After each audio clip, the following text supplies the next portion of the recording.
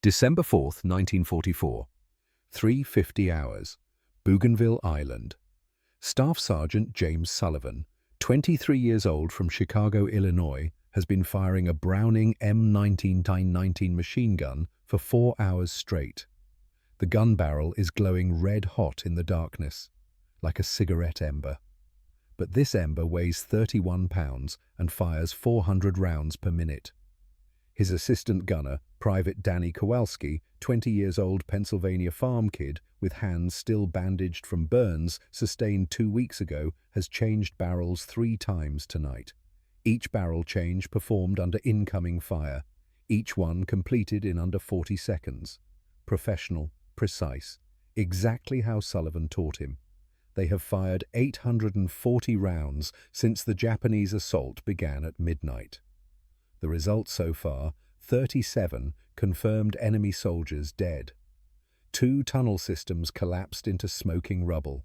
0 American casualties in Sullivan's sector. But here is what makes this impossible. Sullivan is not using standard ammunition. Every 5th bullet in his belt explodes on impact. Not metaphorically, literally explodes. 4,200 degrees Fahrenheit at the point of detonation. Bright orange flash visible from 1,000 yards away in the darkness. Burning aluminum fragments that melt through flesh and bone like acid through paper. The Japanese have a name for it. Kaminari-Ju, thunder gun. The weapon that announces itself with light and sound before the bullets even arrive. The weapon that turns cover into kindling and tunnels into ovens.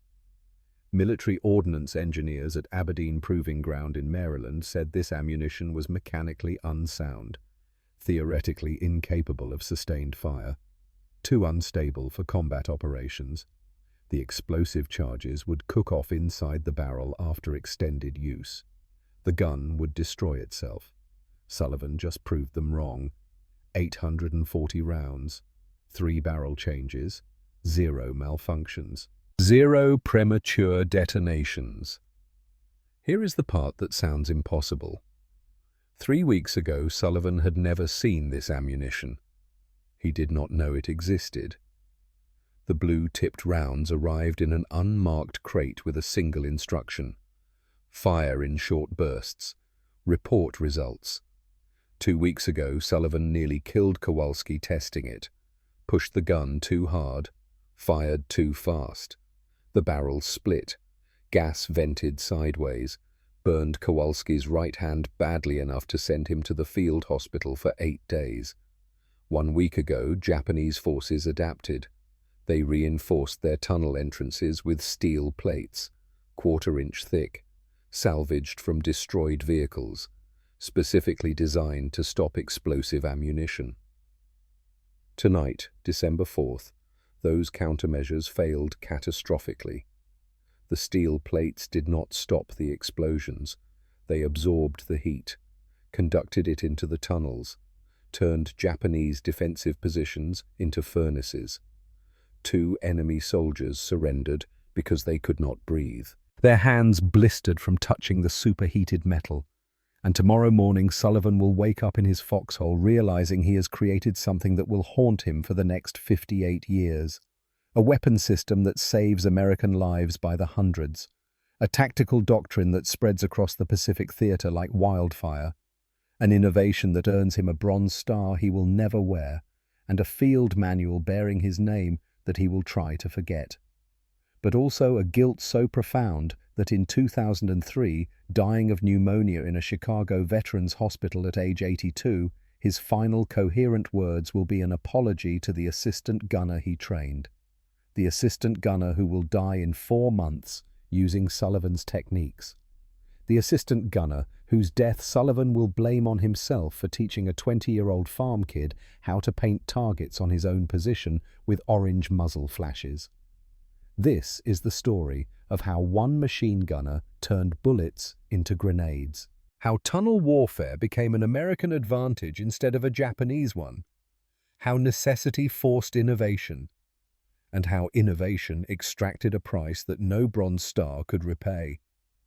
if you want to understand how garbage ammunition became the most feared weapon in the Pacific, why the United States Army classified it and tried to bury it after the war, what psychological price American soldiers paid for this tactical revolution, and why Sullivan died apologizing for saving hundreds of lives, you are in the right place. Before we show you how Sullivan discovered this weapon, this story took 18 hours to research. We went through declassified Army Ordnance Department reports from 1944 and 1945, after-action reports from the 37th Infantry Division archived at the National Archives in College Park, Maryland, Japanese prisoner of war interrogation transcripts that were not released until 1998, and service records that remained classified until 2008. If you value deep dives into military innovations that changed warfare but were deliberately forgotten, hit that subscribe button right now. It tells YouTube to share this with veterans, history enthusiasts, and people who understand that the most important stories are often the ones nobody talks about. That is where this story ends. But to understand how we got there, we need to go back 3 weeks. Back to when Sullivan first saw the ammunition that would haunt him for the rest of his life. November 13th, 1944, 6 Hajrs in the evening, Bougainville Island. 3 weeks before the moment we just witnessed. Sergeant Frank Martinez, 34 years old, from Alamogordo, New Mexico, company armorer, with 15 years of Army experience, approaches Sullivan's position carrying a wooden crate marked in black stencil, restricted, test ammunition. Martinez is nervous. This is unusual. The man survived the banana wars in Nicaragua. He was at Guadalcanal. He has seen things that would break most soldiers. Nothing makes Martinez nervous anymore, except this. Sullivan looks up from cleaning his M1919. The barrel is still warm from afternoon firing exercises. 200 rounds of standard ball ammunition putting holes in paper targets at 300 yards. Routine, boring, ineffective against the real targets that matter. What do you need? Frank Martinez sets the crate down, opens it. Inside is a single belt of 250 rounds. At first glance, it looks like standard 30-06 ammunition. Brass casings, copper-jacketed bullets, standard military issue, except each round has a blue tip instead of standard brass-colored metal. I need you to test something. Sullivan picks up a round, feels the weight. It is heavier than standard ball ammunition, noticeably heavier, perhaps 1.7 ounces more. His hands know the weight of every piece of equipment he carries. A rifleman learns to count ounces. A machine gunner counts pounds. Extra weight means fewer rounds carried. Fewer rounds means shorter fights. Shorter fights mean dead Americans. What is in these? Martinez pulls a single piece of paper from his jacket pocket. Army form, official, but mostly blank. Ordnance sent this up from division. No paperwork, no manual, no technical specifications, just this. He hands the paper to Sullivan. Fire in short bursts, report results. That is it. 7 words. No explanation of what the ammunition does, no warning about special handling procedures, no safety information. Nothing. Frank, what is in these rounds? Martinez meets his eyes. I don't know. They will not tell me. Sullivan weighs the round in his hand again. Something is inside that bullet. Something dense enough to add nearly 2 ounces of weight to a projectile that normally weighs 150 grains. You are giving me mystery ammunition and telling me to fire it through my gun. That is exactly what I am doing. Sullivan sets the round back in the crate, studies the blue tips. In military ammunition, color coding means something. Red tip means tracer. Black tip means armor piercing. Green tip means steel core. Blue tip means something, but Sullivan does not know what. What happens if it destroys my gun? Martinez shrugs. Then we will know it does not work. What happens if it destroys me? Then I will write a very apologetic letter to your mother. The joke lands flat. Neither man laughs. They both understand the implication. Ordnance does not send test ammunition to forward positions without very good reason. They have ranges for this, proving grounds, engineers with clipboards and protective equipment. Sending it here means either they are desperate or they do not have time for proper testing. Probably both. Now you might be wondering why Sullivan. Why did they choose him to test experimental ammunition? Why not a designated test crew or an ordnance specialist? The answer goes back to Tarawa, November 1943, 1 year earlier. And it starts with Sullivan's brother. November 20th, 1943, Tarawa Atoll. The invasion that taught the United States Marine Corps and Army that amphibious assault against fortified positions was going to cost thousands of lives per island. Sullivan was not a machine gunner then. He was a rifleman. 148th Infantry Regiment, 22 years old, 6 months in the Pacific. Still green enough to believe that courage and marksmanship would be sufficient to win firefights. His older brother Robert Sullivan, 26 years old, was a flamethrower operator. One of the most dangerous jobs in the entire military. Casualty rates for flamethrower teams exceeded 90% in their first 3 combat engagements. The weapon required operators to approach within 30 yards of enemy positions, sometimes closer. The effective range was actually 20 to 25 yards. Anything beyond that, and you were just wasting fuel. 30 yards. In combat terms, that is suicide range. Robert's job was to burn Japanese soldiers out of bunkers and pillboxes that standard weapons could not touch. Machine gun fire bounced off concrete and coral rock reinforcement. Rifle grenades sometimes worked, but often failed to penetrate. Artillery could collapse structures with direct hits, but forward observers could not always see the targets they needed to destroy. Flamethrowers worked. They worked horrifically well, but they required someone to walk up to the target and spray burning fuel through the firing ports. That someone was Robert. James Sullivan, the younger brother, watched from 50 yards away. He was part of the support element. His job was to provide covering fire while Robert advanced. Suppress enemy positions. Keep their heads down. Give Robert those critical seconds needed to close the distance and deploy the flamethrower. Sullivan fired 40 rounds at the area before Robert moved forward. Standard procedure. Suppressive fire. 40 rounds of 30 ought 6-ball ammunition into vegetation and earth and coral rock surrounding a Japanese bunker that had already killed 3 Marines that morning. The bullets disappeared into the terrain, did nothing visible. Maybe hit something. Probably not. Robert advanced. He moved in short rushes. 5 yards. Drop. 5 yards. Drop. Textbook movement under fire. He carried 60 pounds of equipment. The flamethrower fuel tanks, the ignition system, the hose, the nozzle, plus his standard infantry gear. He made it to 25 yards from the bunker without incident. Then a Japanese soldier emerged from a spider hole 15 feet behind Robert. A hole nobody had seen. A hole that Sullivan's 40 bullets had missed completely. The Japanese tunnel systems on these islands were elaborate beyond anything American forces had encountered before. Entrances hidden under vegetation, concealed by coral rock, camouflaged so effectively that you could stand 3 feet away and never see them. The soldier fired 1 shot. Type 38 Arisaka rifle, 6.5 millimeter. The bullet hit Robert in the back, penetrated the left fuel tank. High-pressure fuel sprayed across Robert's torso. The ignition pilot light at the nozzle was still lit. Physics did the rest. Robert burned.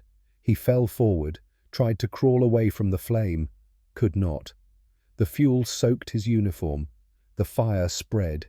He screamed for 11 seconds before he stopped moving.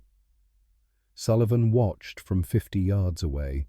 He could see everything, could do nothing. Running forward would accomplish nothing except adding a second burning body to the scene. He fired at the spider hole, 20 rounds, killed the Japanese soldier who had shot Robert. Killed him 3 times over. Did not matter. Robert was already dead. After Tarawa Sullivan requested transfer to machine gun crew. The officers asked why. Machine gunner was more dangerous than rifleman. Higher casualty rate, more exposed positions. Heavy weapons crews attracted enemy fire like magnets. Sullivan's answer was simple. If I am going to fire hundreds of rounds and accomplish nothing, at least let me do it with a gun that fires hundreds. The real reason, which he never said out loud, was more complex. Robert died because 40 rifle rounds could not find a hidden target. Maybe 400 machine gun rounds could. If you cannot see the enemy, you need more bullets. More bullets mean more chances to hit something that matters. More chances to collapse a spider hole. More chances to suppress a position long enough for someone else to advance without dying. More chances to prevent another brother from burning to death while his sibling watches from 50 yards away. Sullivan had one advantage most soldiers did not have. An advantage that had nothing to do with physical strength or courage or marksmanship. Exceptional auditory processing. Growing up in Chicago's South Side during the Depression meant work came before school.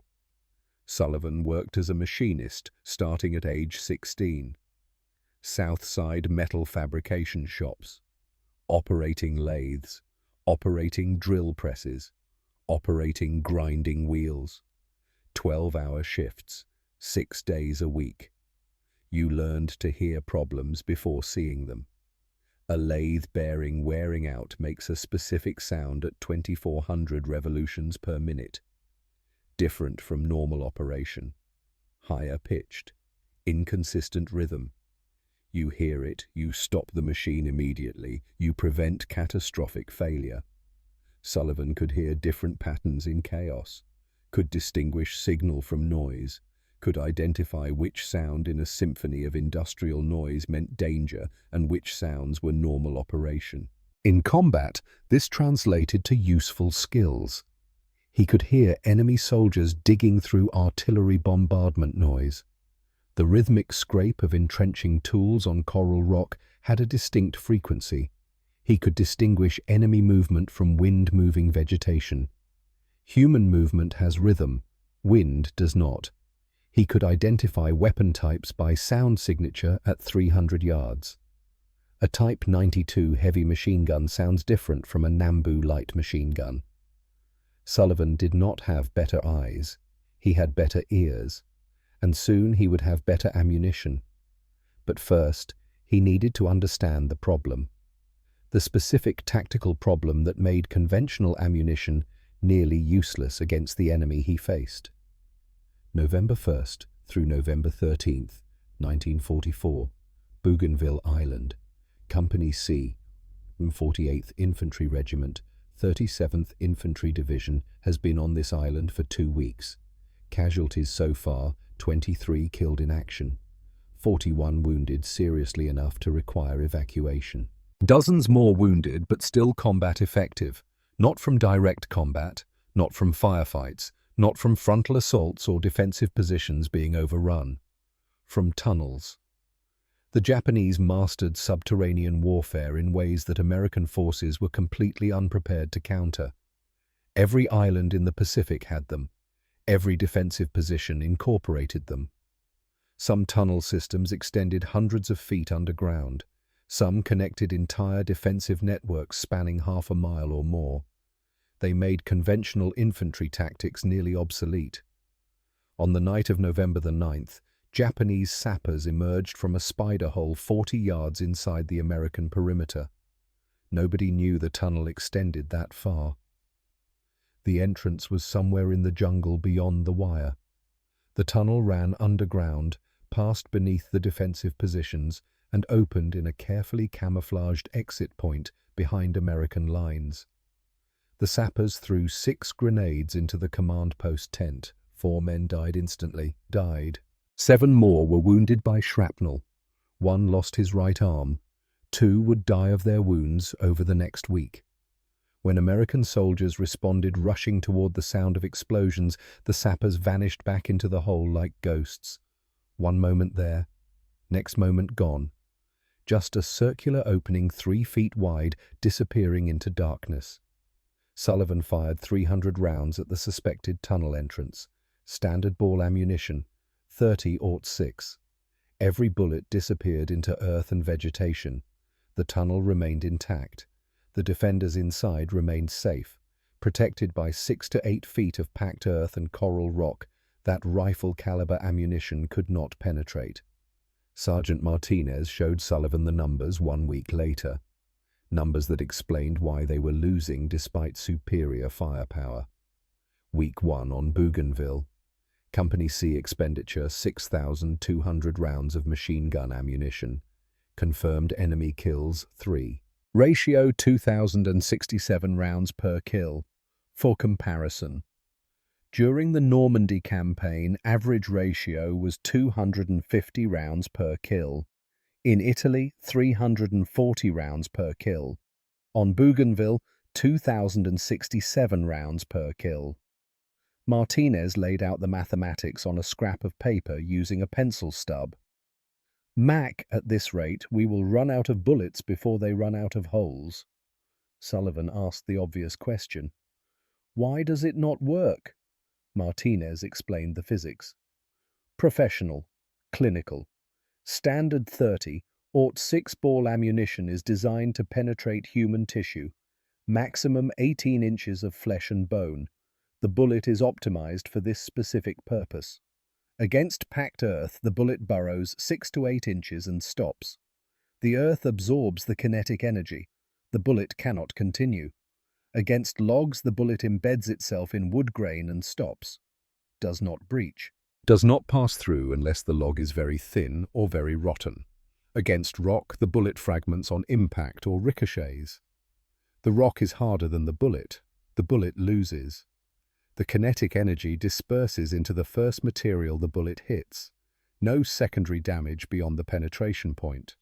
Just a hole 6 to 8 inches deep and then nothing. You can fire 1,000 rounds at a tunnel entrance covered with logs and earth, and the tunnel remains intact. The defenders inside remain safe, protected by material that rifle-caliber ammunition was never designed to defeat. American forces tried everything they could think of to solve this problem. Flamethrowers worked, but operators had to approach within 30 yards. Casualty rate for flamethrower operators in the Pacific Theater was 92% within their first 3 combat engagements. Most died before completing their 3rd mission. Some died on their first. Artillery could collapse tunnels with direct hits, but forward observers could not see hidden entrances. Thousands of shells were expended trying to collapse tunnel systems that standard infantry weapons could not touch. Bangalore torpedoes and satchel charges worked at close range, but required soldiers to crawl within feet of enemy positions to emplace them. Suicide missions. Result of all this. 41,000 American combat deaths in Pacific Island campaigns from 1943 to 1945. Post-war analysis estimated that between 30 and 40% of those casualties occurred within 50 yards of fortified positions that conventional small arms could not effectively engage. Thousands of Americans died because bullets could not penetrate earth. On November 11th, Sullivan tried an experiment. He fired 1,800 rounds across 6 hours at 12 suspected tunnel positions. Methodical, systematic. He marked each suspected entrance with a stake during daylight. After dark, he fired 150 rounds at each stake position. That night, Japanese sappers broke through the perimeter anyway. Different location. 2 more Americans dead, 5 wounded. Sullivan sat in his foxhole with Kowalski after the attack. Both men exhausted, both men alive, both men beginning to understand that what they were doing was not working and would never work. They cleaned the M1919 in silence, broke it down, wiped carbon fouling from the bolt, oiled the moving parts, reassembled it, loaded a fresh belt, made ready for the next engagement that would accomplish nothing. Kowalski asked a question. "Sarge, why did they put you on machine gun?" Sullivan paused, long enough that Kowalski started to apologize for asking something too personal. Sullivan answered before the apology finished. "Because I volunteered." Kowalski processed this. But why? Sullivan stared at the jungle darkness beyond their position.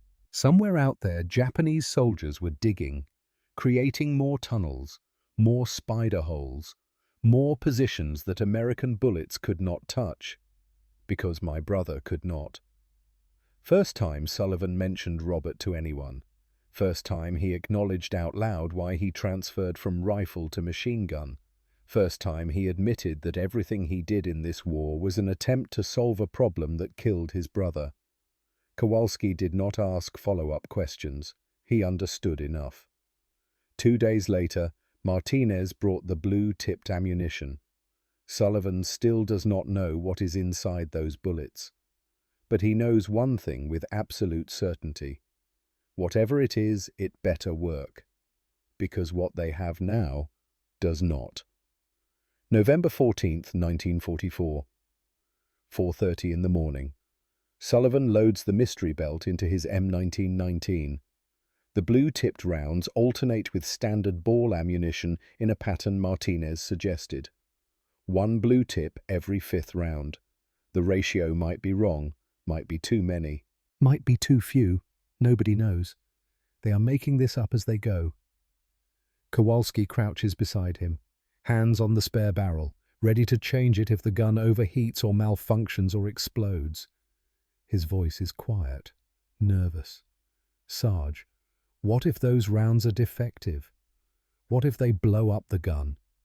Sullivan does not look away from the jungle darkness ahead. "Then we die. But if we do not try something new, we die anyway." Slowly. 4:37 in the morning. The scratching sounds begin. Enemy digging. 190 yards out. Sullivan knows the distance because he paced it during daylight. He knows the sound because he has heard it every night for 2 weeks. 4:46 in the morning. Metallic click from the warning cans strung in the outer wire. Sappers emerging, moving forward, preparing to throw grenades or satchel charges or whatever they brought tonight to kill Americans. Sullivan cannot see anything. Pure darkness. New moon. Cloud cover. Visibility maybe 6 inches. Standard doctrine says, wait for visible target. Do not waste ammunition firing blind. But Robert died following standard doctrine. Robert died waiting for visible targets while invisible enemies crawled out of holes and shot him in the back. Sullivan squeezes the trigger. The M1919 roars to life. 400 rounds per minute. Every 5th round is blue-tipped mystery ammunition. First 4 rounds disappear into darkness with the normal crack of supersonic bullets cutting air. The sound Sullivan has heard 10,000 times. Standard. Expected. Ineffective. The 5th round hits something solid 190 yards away. Bright orange flash. Sharp, distinct pop. Different from any sound Sullivan has ever heard in combat. The flash lasts maybe 0.3 of a second. Long enough for Sullivan to see everything illuminated in that moment. Palm fronds. Shattered log. Human figure diving sideways. And most importantly, most critically, most impossibly, a tunnel entrance. Circular, 3 feet in diameter, wooden reinforcement planks visible. Sullivan thinks one thing. Did I hit their grenade? Did they have explosives that detonated? The 6th round hits 12 feet to the right of the first impact. Same bright orange flash, same sharp pop. Sullivan realizes something fundamental has changed. Oh shit. The bullets explode. Sullivan's brain processes tactical information at combat speed. The kind of rapid calculation that keeps soldiers alive when thinking too slowly means dying.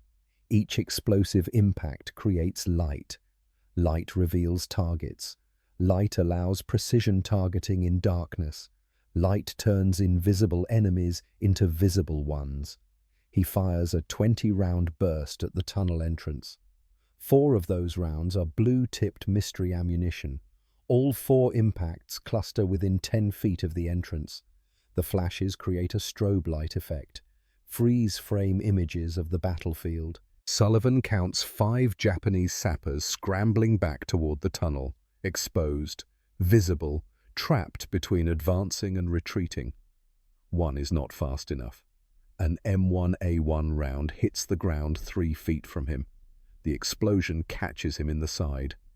Sullivan sees the wound through his next muzzle flash. Glowing, actually glowing orange, burning aluminum embedded in flesh. Kowalski's voice cuts through the gunfire, high-pitched, terrified. "Jesus Christ, Sarge, what is that?" Sullivan's voice stays calm, focused. "Keep your hand on that spare barrel. We are about to need it." He shifts fire to a second suspected tunnel entrance, 40 yards left of the first. He fires a 30-round burst, 6 M1A1 impacts.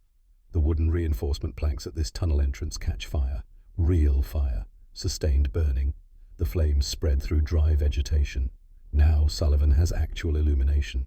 Firelight, better than muzzle flash, steadier, longer lasting. He can see 3 more sappers running, retreating toward cover, trying to escape the killing zone. Standard ball ammunition forces them to dodge and weave. M1A1 rounds eliminate their cover. A log explodes into splinters. An earth mound sprays soil. Everything the sappers try to hide behind becomes shrapnel. All 3 go down within 15 seconds. 4:51 in the morning. 5 minutes of combat. Sullivan has fired 180 rounds. The barrel is glowing red-hot in the darkness, visible even without looking directly at it. No more movement ahead, just flames and silence. The entire perimeter has gone quiet. Every machine gun position stopped firing. Everyone is watching Sullivan's sector, watching the orange flashes that lit up the jungle like lightning strikes. Lieutenant James Crawford, 28 years old, from Portland, Oregon, crawls forward through the communication trench, reaches Sullivan's position, and looks at the burning jungle with an expression somewhere between awe and confusion. "Sullivan, what the hell kind of ammunition is that Sullivan keeps the M1919 trained on the kill zone? The kind that works, sir." Crawford watches the fires burn. "Did you collapse those tunnels?" "Don't know, sir. Hard to tell from here. At first light we are going out there. I need to see what this did. They wait for dawn. Standard security protocol. Nobody ventures beyond the perimeter wire in darkness." 6:23 in the morning. First light reveals devastation. The primary tunnel entrance Sullivan targeted is partially collapsed. The wooden reinforcement planks burn through completely. Inside the tunnel, visible from 50 yards away, are 2 bodies. Both show burn injuries consistent with aluminum incendiary fragmentation. The secondary tunnel entrance is completely collapsed. The fire spread through dry vegetation and ignited the wooden support beams internal to the tunnel itself. Structural failure brought down approximately 15 feet of the tunnel's roof. Scattered across the 200-yard kill zone are 7 Japanese bodies. All show a combination of gunshot wounds from ball ammunition and severe burn injuries from incendiary explosive rounds. 3 of the bodies have fragments of burning aluminum embedded so deeply that the fragments burned through tissue into bone. Crawford orders a patrol forward at 6:45. They find 5 more bodies in the collapsed tunnels, partially buried, crushed by falling earth. Among the recovered equipment are 23 stick grenades, 4 satchel charges packed with TNT and scrap metal. Detailed maps of the American defensive positions with attack routes marked in red pencil. This was not a probing attack. This was a planned assault. Sullivan's 180 rounds stopped all of it. Crawford files the after-action report at 1100 hours. Engagement duration 14 minutes. Ammunition expended. 180 rounds mixed ball and M1919 incendiary explosive. Enemy casualties. 12 confirmed killed in action. Friendly casualties, 0. Tunnel systems destroyed or rendered inoperable, 2 confirmed. Assessment: M1919 ammunition, highly effective against fortified positions and subterranean defensive works. Immediate resupply requested. Sergeant Frank Martinez does the mathematics on the back of an ammunition inventory form. Previous 3 tunnel clearing engagements on Bougainville. Average ammunition expenditure: 2,400 rounds per confirmed enemy casualty. Average American casualties per engagement: 7 wounded, 2 killed. Sullivan's engagement last night: 180 rounds, 12 enemy killed, 2 tunnels destroyed, 0 Americans wounded, 0 Americans killed. Martinez shows Sullivan the numbers.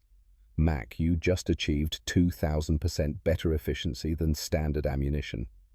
Sullivan walks out to the closest body with Crawford and Martinez, all 3 men silent. The Japanese soldier is maybe 22 years old. The right side of his torso shows a cluster of burn wounds. Aluminum fragment embedded in his shoulder blade.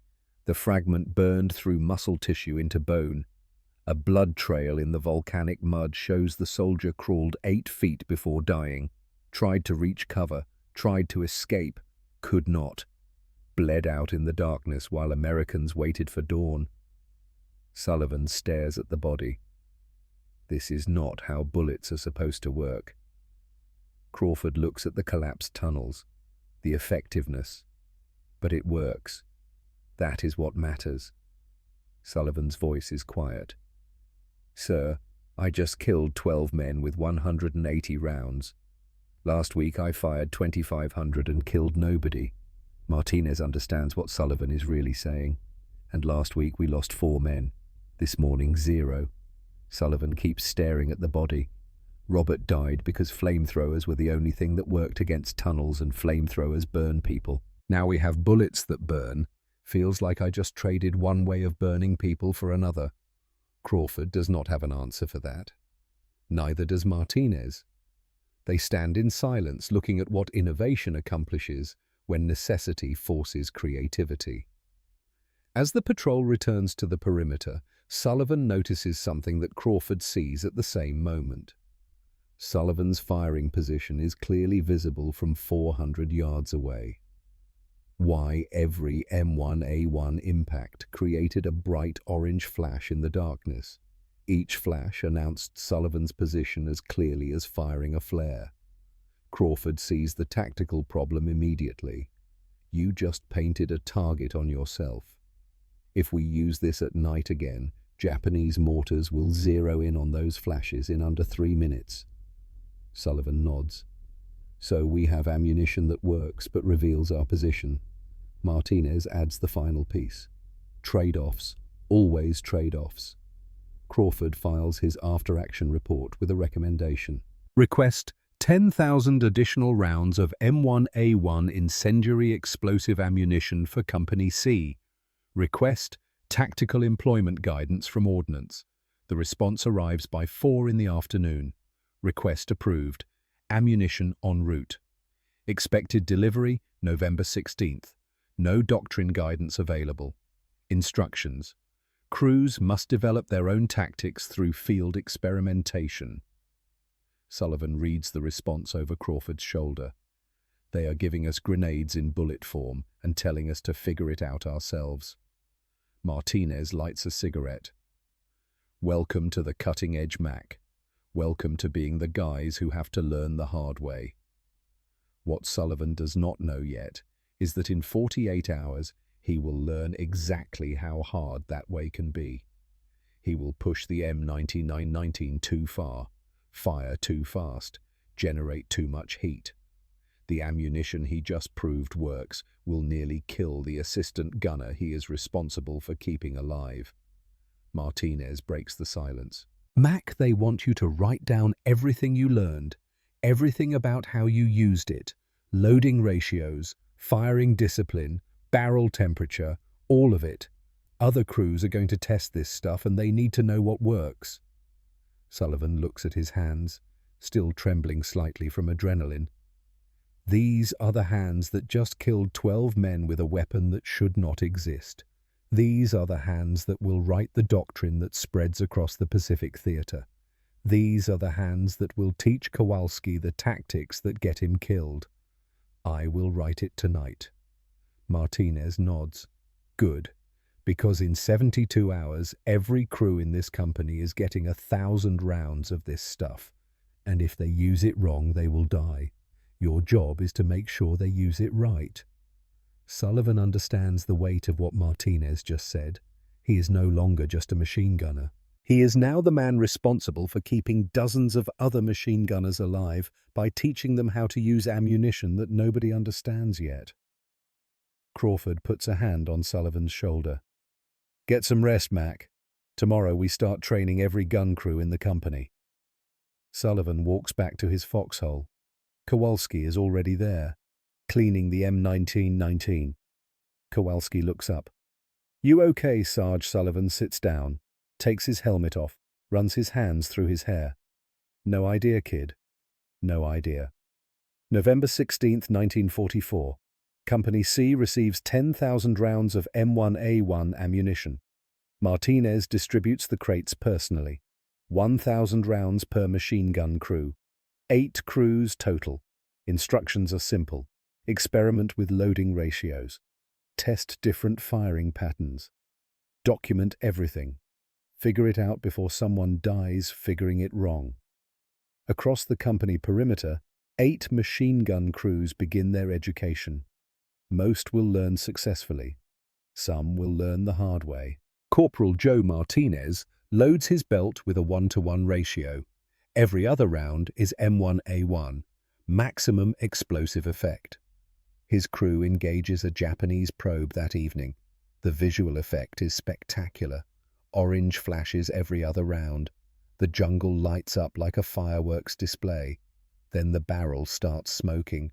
Not normal heat shimmer. Actual smoke. White. Acrid. After 80 rounds, the barrel cracks. A longitudinal split 4 inches long starting at the chamber. The gun jams immediately. Combat effectiveness drops to 0. Gun out of action. Crew combat ineffective until replacement barrel arrives from depot. 3 days minimum. Sergeant Paul DiMaggio takes the opposite approach. Conservative. He loads 1 M1A1 round for every 9 standard ball rounds. His crew engages targets that same night. The explosive rounds detonate, but the psychological effect is minimal. The enemy stays in cover. They return fire. The engagement drags on for 12 minutes. DiMaggio's crew expends 600 rounds and achieves 2 confirmed kills, insufficient explosive effect. Sullivan's approach falls between the 2 extremes. 1 M1A1 round for every 4 standard ball rounds, 1-to-4 ratio. Enough explosive effect to create psychological pressure. Not so much that the barrel overheats catastrophically. Against fortified positions, he adjusts to 1-to-3. Against visible targets in light cover, he adjusts to 1-to-5. Flexible. Adaptive. This ratio will become standard across the Pacific theater. Sullivan's ratio, Sullivan's pattern, Sullivan's innovation. But first, he has to survive learning it. November 17th, 1944. 9:30 at night. Japanese launch a probing attack against the eastern perimeter. Not Sullivan's primary sector, but close enough that Crawford orders him to provide supporting fire. The attack hits Crew 3's position hard. 20 to 30 Japanese infantry supported by knee mortar fire. Crew 3 has standard ball ammunition only. The enemy keeps advancing. Crawford's voice cuts through the radio static. Sullivan, engage. Support Crew 3. Sullivan acknowledges. Loads a belt with 1:3 ratio. Aggressive loading. He wants to break this attack fast. Pride. Confidence. The belief that he has mastered this weapon system in 4 days. He is about to learn that mastery takes longer than 4 days. Range is 280 yards. Japanese infantry using fallen logs as cover. Sullivan opens fire. Firing rate 500 rounds per minute, faster than his normal cadence. But the situation demands speed. Crew 3 needs help now. First 40 rounds produce spectacular results. Logs exploding in sequence. Enemy forced to fall back. Sullivan feels invincible. Kowalski notices first. Sarge barrel is smoking more than usual. Sullivan does not look away from his targets. It is fine. Keep feeding the belt. Kowalski keeps feeding. Rounds 91, 90. 92, 93. Round 94 detonates inside the chamber. The explosion is contained by the chamber walls. The M1919 was designed to handle catastrophic ammunition failure. The chamber holds, but the barrel does not. A longitudinal split opens along 4 inches of barrel length near the chamber. Gas under extreme pressure vents sideways through the split instead of forward through the muzzle. Sullivan's face is sprayed with superheated gas. His goggles save his vision. Army-issue goggles designed to protect against sand and dust. Not designed for this, but effective anyway. Kowalski's right hand is feeding the belt when the gas vents. His hand is positioned exactly wrong. Directly in the path of the escaping pressure, superheated gas and particulate carbon blast across his knuckles. He screams, pure pain, instinctive, pulls his hand back. Blisters form instantly across 3 fingers. Second-degree burns. The ammunition belt jams. The gun stops firing. Combat effectiveness drops to 0 at the exact moment Crew 3 needs support most. Sullivan's voice stays calm despite the chaos. Sir, gun is down. Premature detonation. Crawford runs towards Sullivan's position. Can you switch to the spare barrel? Sullivan checks the chamber. Sees the crack. Sees the structural damage. Negative. Chamber is damaged. Gun is finished. Crew 3 holds their position. Barely. They expend all 600 rounds they have loaded. 3 men are wounded. 1 seriously.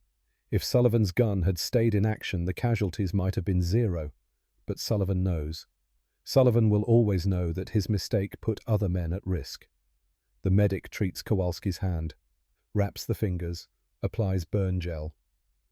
Kowalski's face shows the effort of not screaming again. He looks at Sullivan, tries to apologize. Sarge, I am sorry. Sullivan cuts him off. His voice is hard, flat. No.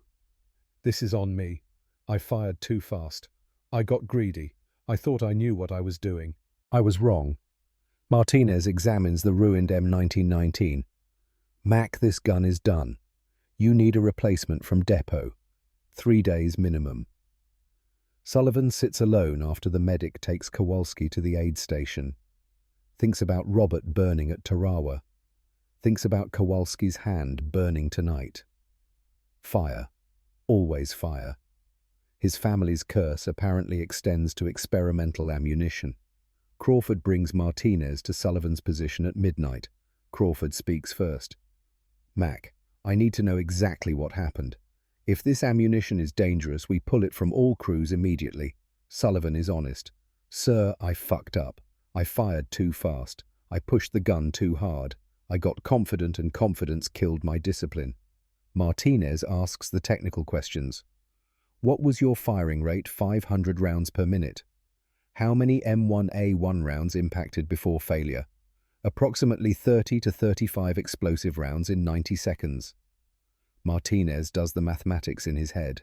That is 1 M1A1 impact every 2 to 3 seconds. Each impact generates 4,200 degrees Fahrenheit at the point of explosion. The barrel absorbed some of that heat through conduction. You cooked your own barrel from the target end. Crawford processes this. So it is not the ammunition, it is the rate of fire. Martinez confirms. Correct. M1A1 works, but it generates heat that standard ammunition does not. Crews need firing discipline, they need cooling intervals, they need barrel change protocols. Sullivan spends the next 3 hours writing, pencil on paper, field notebook. He titles it, Technical Employment of M1A1 Incendiary Explosive Ammunition. The content is practical, specific, based on painful experience. Loading ratios, standard 1:4, fortifications 1:3, suppression 1:5, firing discipline, maximum sustained fire 80 rounds, mandatory cooling period 30 seconds between bursts. Barrel change every 200 rounds regardless of visible heat. Night employment, fire 20 to 30 rounds maximum, cease fire immediately, relocate 25 to 50 yards from original position, wait 2 to 3 minutes for enemy counter-battery fire to hit the old position, resume from new location, range limitations, optimal 50 to 400 yards. Beyond 600 yards, expect 30% failure rate. Barrel monitoring. Red-hot glow visible in darkness means approaching critical temperature. Change barrel immediately. Crawford reads the document at 300 in the morning. Mac, this is better than anything Ordnance sent us. I am forwarding this to battalion. Every crew needs this information. Sullivan's voice is flat. Sir, I learned this by destroying a gun and burning my assistant gunner.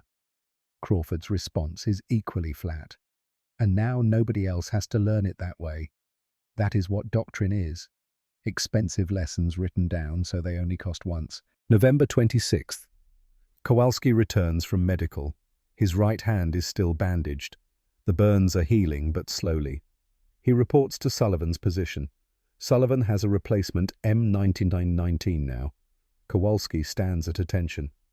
Sarge, I am ready. Sullivan looks at the bandaged hand. Kid, your hand is still wrapped. You cannot feed belts like that. Kowalski meets his eyes. I can do it left-handed. I have been practicing. Danny, you do not have to prove anything. You got hurt because I made a mistake. Kowalski's voice is firm. You did not make me put my hand there. I am the assistant gunner. Feeding the belt is my job. I knew the risks. They sit in the foxhole that evening. No combat, no firing, just two soldiers talking. Kowalski breaks the silence. You know what I realized, Sarge? That night you first used the thunder rounds. You did not hesitate. Most guys would test it careful. But you opened up straight into darkness. Sullivan does not respond. Kowalski continues. It was not about testing ammunition. You were fighting the enemy that killed your brother, the one you could not see at Tarawa. Sullivan's throat tightens.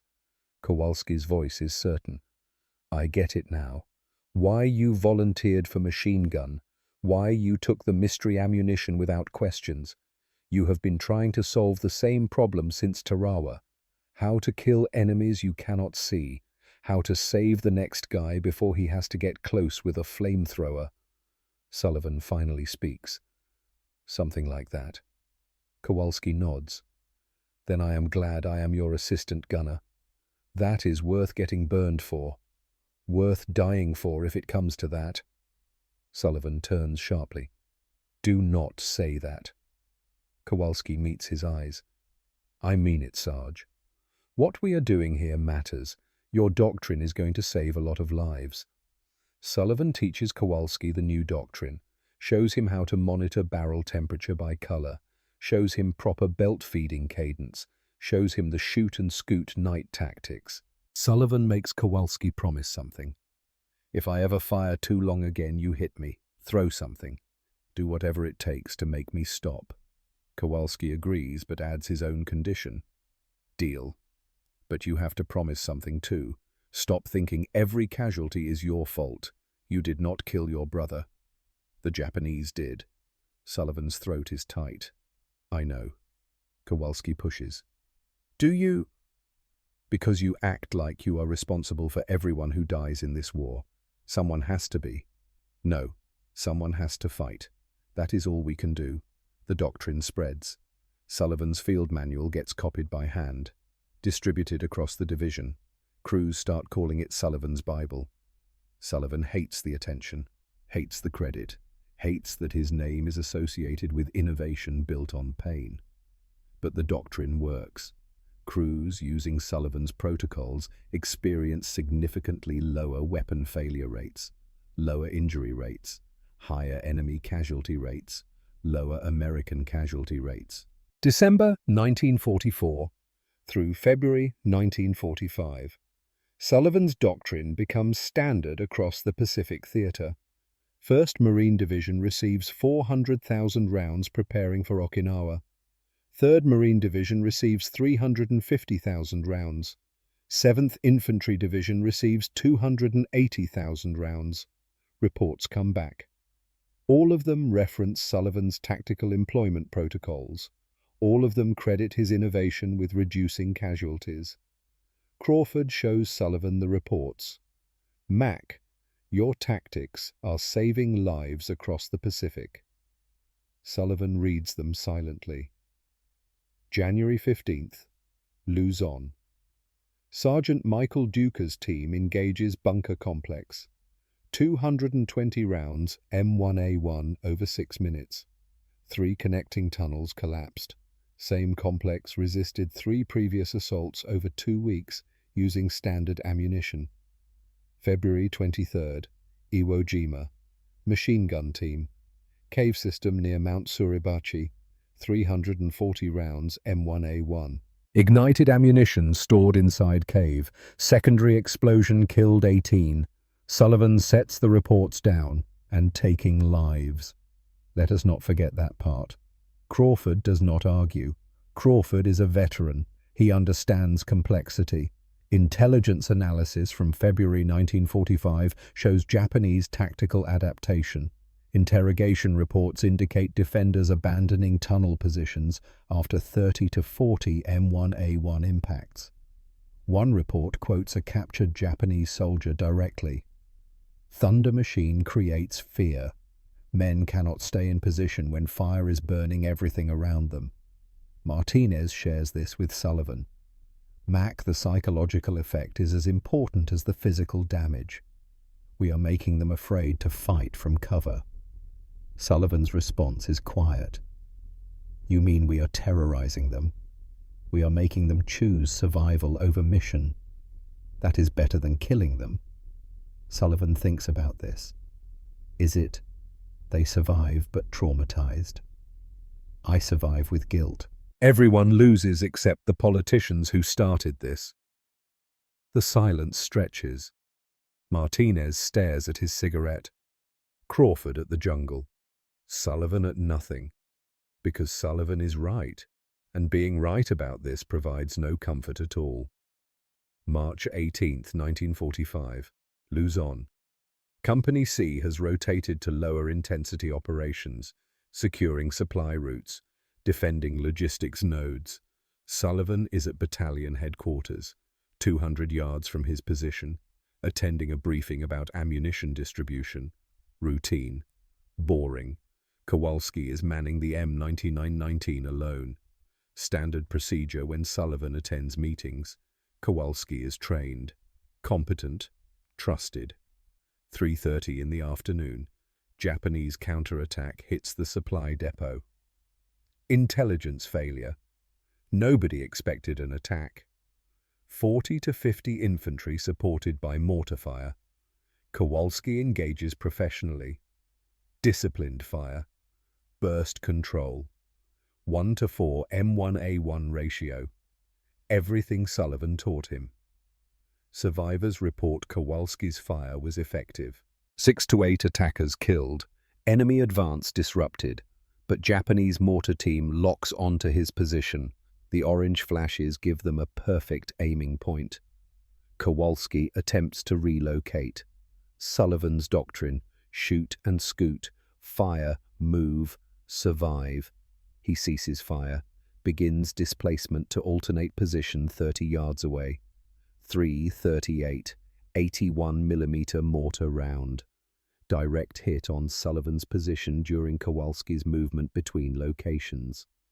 Kowalski is killed instantly.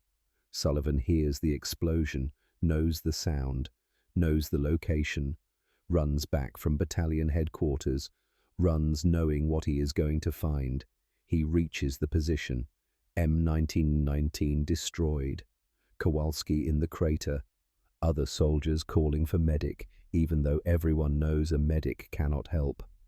Sullivan kneels beside Kowalski, checks for pulse, protocol, training.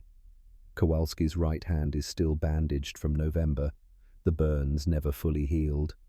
Sullivan removes his helmet, sits in volcanic mud. Crawford arrives, puts a hand on Sullivan's shoulder, says nothing. Sullivan's voice is flat. He was using the thunder rounds. The flashes gave away his position. Crawford's voice is gentle. Mac, he was doing his job. I taught him that doctrine. Shoot and scoot. He was trying to relocate when the mortar hit. He saved the depot, killed 8 before they got him. Sullivan stands. His voice rises.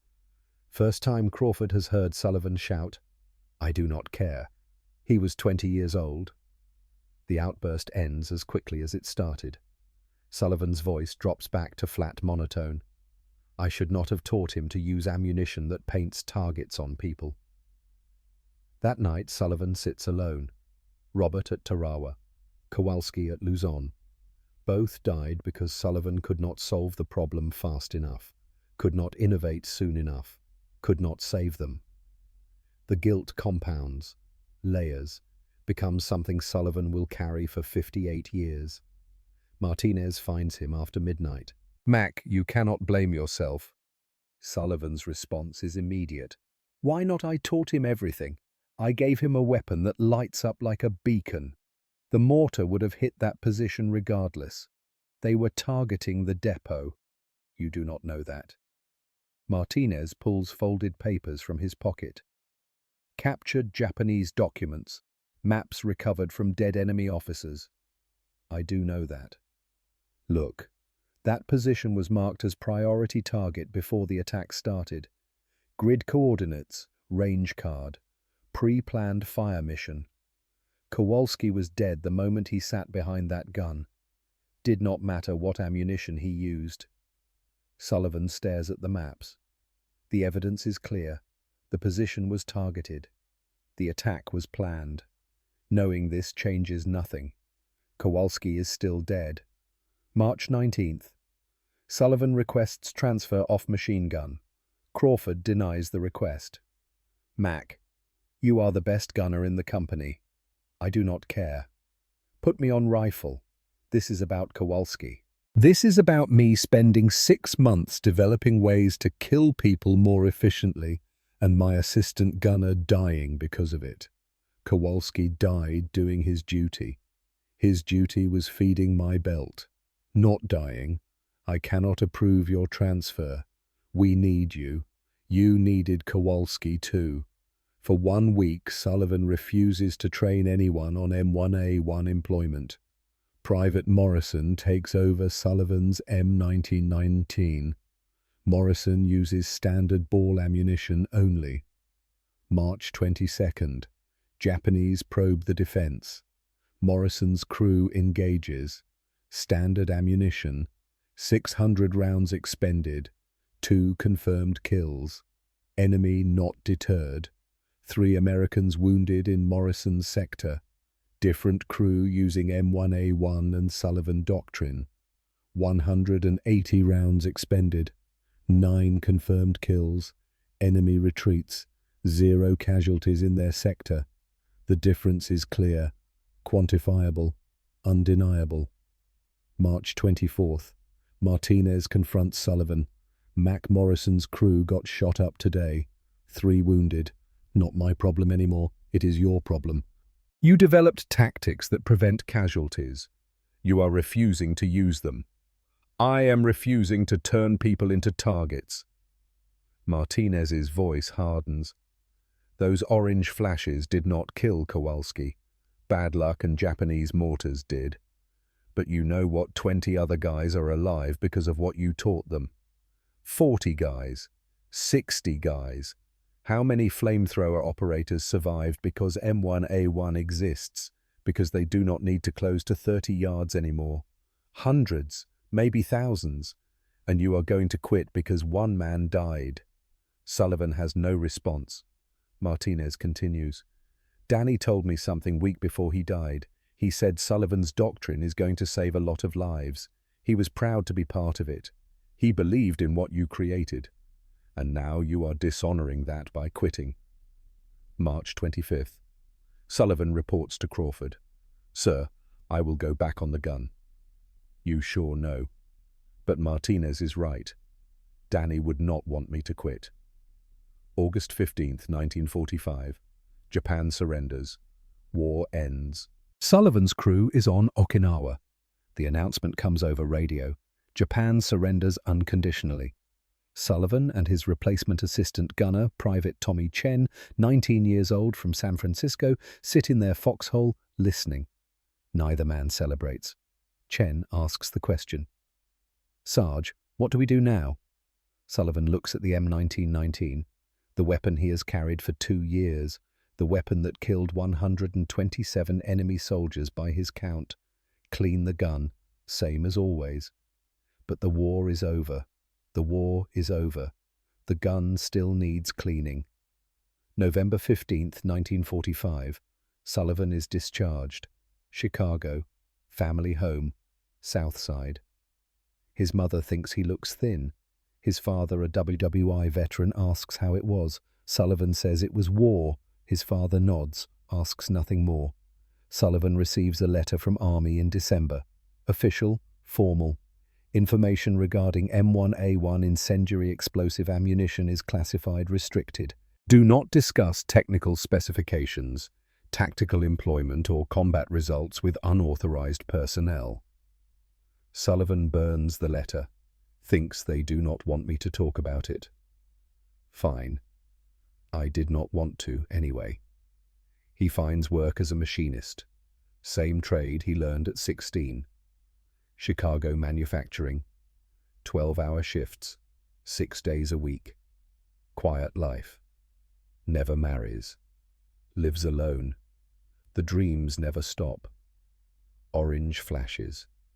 Kowalski's face. Robert burning.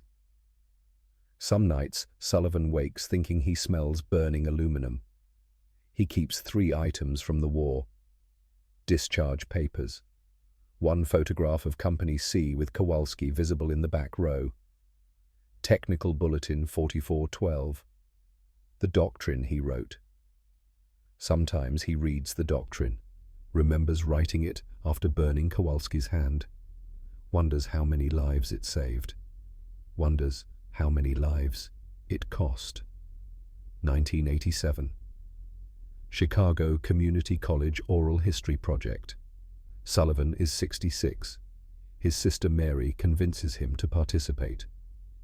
The interview is brief. The interviewer asks what he did. Sullivan says, machine gunner, Pacific Theater, asks if he can share experiences. Sullivan pauses. We had special ammunition, rounds that exploded when they hit something, for tunnels. What was it like using it? Another pause. It worked. That is all I can say.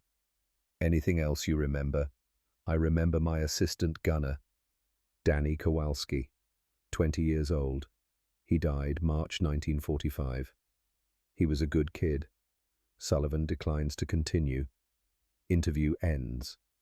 March 14th, 2003. Sullivan dies. Age 82. Pneumonia. Chicago Veterans Hospital. Sister Mary is with him. His final coherent words are, "Tell Danny I am sorry." Who is Danny? My assistant gunner. Tell him I am sorry I taught him to use the flashes. James, it is okay. No, it is not. It is never okay. He dies 4 hours later, 2008. Military researchers access Sullivan's complete service records, declassified.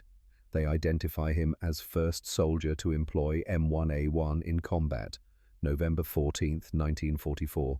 Developer of field doctrine adopted theater-wide, estimated contribution 15 to 20% reduction in casualties for units using M1A1. Sullivan never knew. He died thinking he killed Kowalski, died apologizing, died carrying guilt. 2012. Frank Martinez, 90 years old, is interviewed for documentary. Mac Sullivan was the best machine gunner I ever worked with. He took ammunition nobody knew how to use and turned it into a weapon system that changed how we fought. Then he spent the rest of his life feeling guilty about it. That is the kind of man he was. He saved hundreds of lives, and all he could think about was the ones he could not save. Today, at the National Museum of the United States Army, you can see a display. Sectioned M1A1 round showing internal construction. Copy of Technical Bulletin 4412. Photograph of Company C Kowalski and Sullivan identified by name. The placard reads, M1A1 Incendiary Explosive Ammunition, 1944 to 1945. First employed by Staff Sergeant James Sullivan, November 14, 1944. Tactical doctrine developed in field conditions by Sullivan and other NCOs. Represents soldier-driven tactical innovation under combat pressure. What the placard does not say is Sullivan never knew his doctrine saved 300 to 500 American lives. Never knew his name appears in 47 after-action reports from units he never met. Never knew Japanese documents confirm his position was pre-targeted and Kowalski's death had nothing to do with M1A1 flashes. He died believing he killed his assistant gunner. 2003. Sullivan's funeral. Small service. Chicago. Martinez comes from New Mexico, wheelchair-bound, 89 years old. He speaks briefly. Mac was my friend for 60 years. We served together. He was one of the best soldiers I knew. Also one of the most troubled. War does that, even to the good ones, especially to the good ones. Martinez places a spent .30-06 casing on the casket. Standard brass, not M1A1, for Mac. May he finally find peace. James Sullivan returned from World War II with a Bronze Star. He never wore a technical bulletin bearing his innovations and psychological scars that never healed. He pioneered tactics that saved hundreds of lives. He influenced weapons development for decades. He never spoke publicly about his role. He never sought recognition. He spent 58 years thinking about the men he could not save, never acknowledging the ones he did. The M1A1 ammunition he first fired November 14, 1944, was classified and largely forgotten by 1950. Its existence was denied in public records until 1973, but the soldiers who used it remembered. They remembered the orange flashes, they remembered the thunder, and some like Sullivan remembered it every night for the rest of their lives. Innovation in war saves lives, but it does not absolve those who innovate. Sullivan carried both truths until the day he died. Private First Class Daniel Kowalski was killed in action March 18, 1945. He was 20 years old. He is buried in Manila American Cemetery.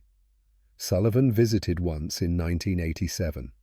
Left a spent shell casing on the headstone. Standard brass. No note, no explanation. This is the cost of innovation. This is the price of victory. This is what we ask of soldiers. And this is why we remember. If this story moved you, hit that like button. Every like tells YouTube to share this with people who need to understand that innovation comes at a cost. That cost is often carried by the innovators themselves. Subscribe and turn on notifications. We bring you stories like this every week. Forgotten innovations. Ordinary Americans solving extraordinary problems.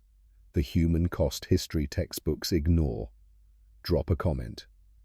Where are you watching from? Did anyone in your family serve in World War II? Do you know stories of battlefield innovation? Share them. These stories deserve preservation. To Staff Sergeant James Sullivan, to Private First Class Daniel Kowalski, to every soldier who proved American ingenuity knows no limits when lives are on the line and carried the weight of that innovation for the rest of their lives. We remember, we honor, we tell your stories, because some histories are too important